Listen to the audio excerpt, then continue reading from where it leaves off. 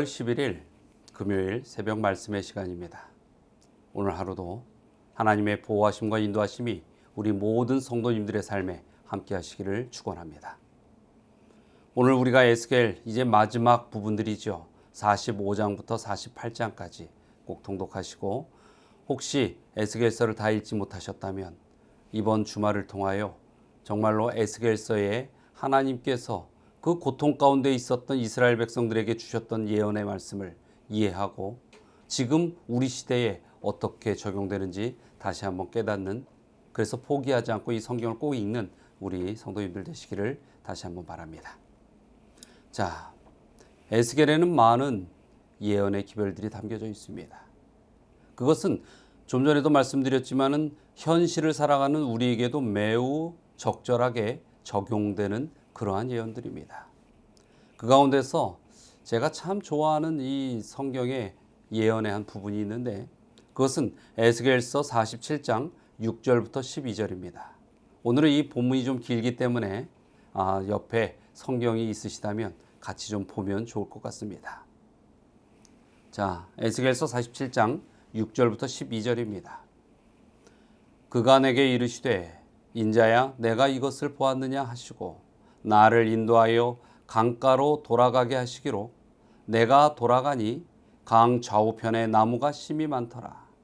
그가 내게 이르시되 이 물이 동쪽으로 향하여 흘러 아라바로 내려가서 바다에 이르리니 이 흘러내리는 물로 그 바다의 물이 되살아나리라. 이 강물이 이르는 곳마다 번성하는 모든 생물이 살고 또 고기가 심히 많으리니 이 물이 흘러들어가므로 바닷물이 되살아나겠고 이 강이 이르는 각처에 모든 것이 살 것이며 또 이 강가에 어부가 설 것이니 엔게디에서부터 에네글라임까지 그물 치는 곳이 될 것이라. 그 고기가 각기 종류를 따라 큰 바다의 고기같이 심히 많으려니와 그 진펄과 개펄은 되살아나지 못하고 소금 땅이 될 것이며 강 좌우가에는 각종 먹을 과실나무가 자라서 그 잎이 시들지 아니하며 열매가 끊이지 아니하고 달마다 새 열매를 맺으리니 그 물이 성소를 통하여 나옴이라. 그 열매는 먹을만 하고 그 잎사귀는 약 재료가 되리라. 자, 오늘 말씀 가운데 보면 한 흐르는 강에 대한 이야기가 나옵니다. 하나님께서 에스겔을 그 강가로 데리고 가서 보여주시는 것입니다. 자, 보아라. 이 강이 흘러가는데 어디로 흘러간다고 했습니까? 아라바로 흘러간다고 했어요.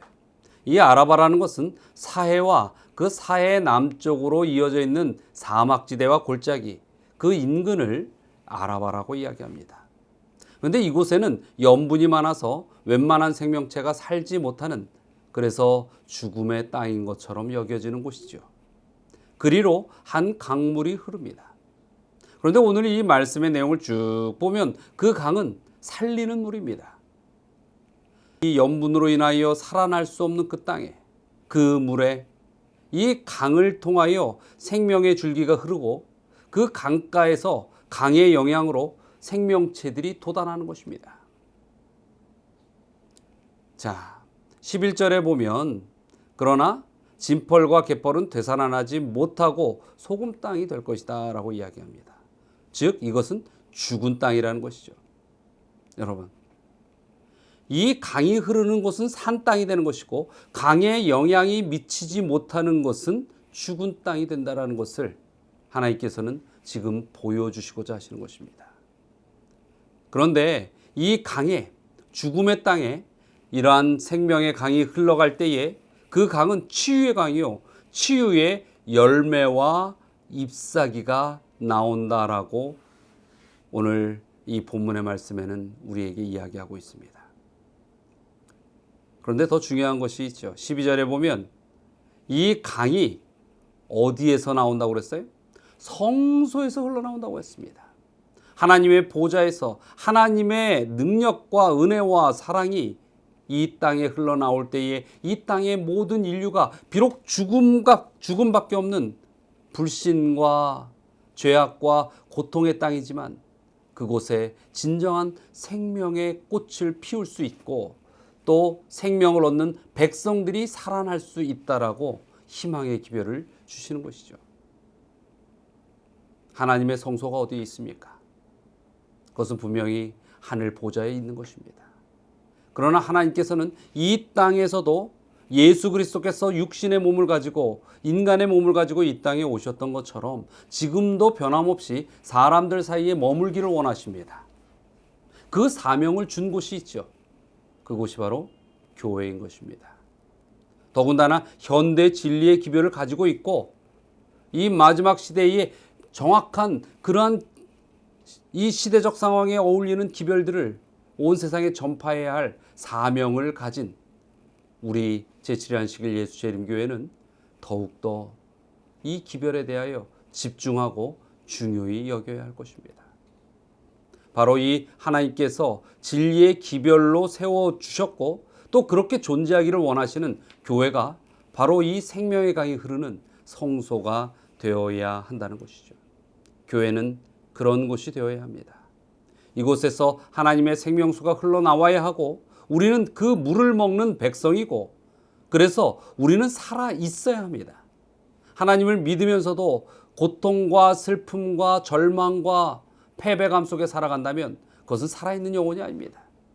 그래서 하나님의 백성들은 어떠한 상황일지라도 하나님을 의지하여서 더욱더 일어날 수 있고 또 극복할 수 있는 희망과 용기를 가진 백성들이 하나님의 백성이 되어야 하는 것입니다.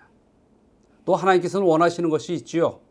이 교회를 통하여 또 그 교회에 하나님의 생수를 통하여 살아난 그 영혼들을 통하여 다른 영혼들이 또한 살아나가야 한다는 것입니다. 어느 한 소녀가 있었습니다. 그 소녀는 난치병에 걸렸습니다. 그래서 투병 생활을 하는데 그의 생명이 길게 유지되지 못하는 시한부 인생이 그 소녀의 모습이었습니다. 그 소녀는 자신이 하나님을 위하여 아무 일도 할 수 없다는 것에 대하여 괴로워하고 때로는 절망하고 그래서 이 나의 이러한 이 시한부 인생의 몸을 가지고서도 하나님의 일을 할 수 있는 것이 무엇일까를 항상 고민하며 괴로워했습니다. 어느 날 이 소녀를 위하여 기도해 주기 위하여 목사님께서 방문하셨어요. 소녀가 이 목사님의 기도가 마친 후에 질문을 했습니다.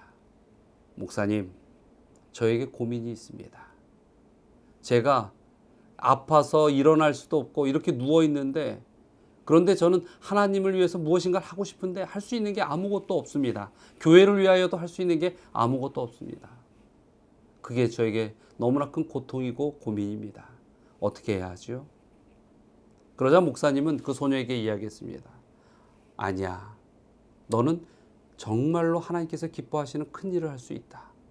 그것은 바로 내가 너를 위하여 좀 전에 기도했듯이 너 또한 하나님께 누군가를 위하여 기도해 주는 일이다. 하나님께서는 내가 그렇게 기도하는 것만으로도 기뻐하실 것이야. 이렇게 이야기하고 목사님은 떠나갔습니다. 그때부터 이 소녀는 특별한 목적을 가지고 기도를 합니다. 동네에 믿지 않는 사람들을 정말로 그들의 발걸음이 교회로 향하도록 간절한 마음으로 기도를 합니다. 어느 때는 이 소녀가 아픈 모습이 안쓰러워서 동네 사람들이 찾아와 줍니다. 그럼 손님들이 올 때마다 항상 그 손님들의 손을 붙잡고 제 소원이 하나 있어요. 그것은 당신을 위하여 기도하는 것입니다. 하면서 그 방문 온 손님들의 손을 붙잡고 기도를 했습니다. 어느덧 그 마을에 꽤 많은 사람들이 이 소녀의 기도를 받는 대상이 되었습니다. 그녀의 기도는 예수님께서 겟세마네 기도처럼 정말 땀방울이 핏방울이 되는 그런 절실하고 간절한 아름다운 기도였습니다. 결국 그녀는 이 병마를 이기지 못하고 죽음을 맞이하게 되었습니다. 그 후에 그녀가 기거하던 이 방을 정리하다가 그녀의 베개 밑에서 엄마는 한 수첩을 발견하게 되었습니다. 그 수첩에는 동네 사람들의 이름이 낱낱이 기록되어 있는데 그 중에 그 이름 앞에 십자가 표시가 되어 있는 이름들이 있었습니다. 그것은 바로 이 소녀의 기도를 통하여 하나님의 자녀가 된 그 주민들의 이름이었습니다. 그런데 여러분, 그 소녀의 수첩에 십자가가 그려져 있는 그 이름이 몇 개였을까요? 그 이름은 56개. 즉 56명의 영혼들이 이제 그 생명이 얼마 남지 아니한 소녀의 간절한 기도로 하나님을 맞이하게 되었던 것이죠. 참으로 이렇게 생명을 위한 헌신적인 기도는 얼마나 아름다운 것인가요? 어쩌면 정말로 그 지역 주민들에게는 이 죽어가는 소녀가 성소에서 흘러나오는 그 생명수를 전달하는 하나님의 종처럼 느껴지지 않았을까요? 여러분, 우리의 생명은 어떻습니까? 어쩌면 이 땅에 있는 모든 사람들도 다 시한부 인생입니다. 단지 그것이 조금 길고 조금 짧은 차이일 뿐이지 누군가는 죽어가는 것입니다. 우리가 살아있을 때 우리로 인하여 더 많은 영혼들이 정말 하나님 안에서 살아날 수 있다면 그것은 매우 큰 가치가 아닐까요? 우리가 오늘도 그 일을 위하여 기도하면 좋겠습니다. 그리고 우리를 통하여 정말로 이 성소를 통하여 흘러나온 물이 모든 생명체를 살리듯이 우리의 마음 가운데 있는 하나님을 향한 사랑이 많은 이들을 살리는 그런 생명의 기별이 되기를, 그런 믿음이 되기를 이 아침에 간절히 바랍니다. 자, 그래서 오늘 이렇게 좀 기도하기를 원합니다. 첫 번째는 우리가 섬기는 하나님께서 우리가 아는 모든 이들의 하나님이 되도록 그렇게 기도합시다. 그리고 우리 믿음의 가정, 구종성 집사님 가정과 국경주 집사님 가정을 위하여 이 아침에 기도하시겠습니다. 자, 다 함께 기도하겠습니다. 사랑과 은혜가 많으신 하나님, 참으로 우리가 우리 자신만이 하나님을 믿는 것이 아니라 주님을 믿는 이 믿음이 너무나 고귀하고 감사함으로 우리 곁에 있는 많은 이들도 주님을 발견하고 따를 수 있는, 저희와 함께 걸어갈 수 있는 그러한 생명의 백성들이 되게 하여 주시옵소서. 또 저희들의 삶 속에 모든 것을 주님께 맡기며 의지할 때에 저희 곁에 있는 영혼들의 이름 또한 주님께 맡겨오니 주여 그들의 심령을 붙드셔서 이 구원의 백성의 한 무리가 될 수 있도록 축복하여 주시옵소서. 또 우리 구종성 집사님, 국경주 집사님 가정을 위하여 기도드립니다. 온전히 그들의 모든 생애 속에 살아가는 방법과 수단과 그런 일들 가운데 어려움 겪지 않게 하여 주시고 하나님의 가르쳐 주신 그 길을 따라서 믿음의 길로 살아가며 축복의 인생을 항상 주님 앞에 감사하며 살아갈 수 있게 하여 주시옵소서.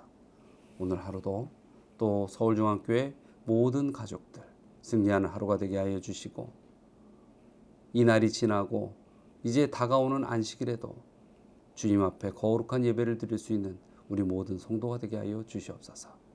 예수 그리스도의 이름으로 기도드리옵나이다.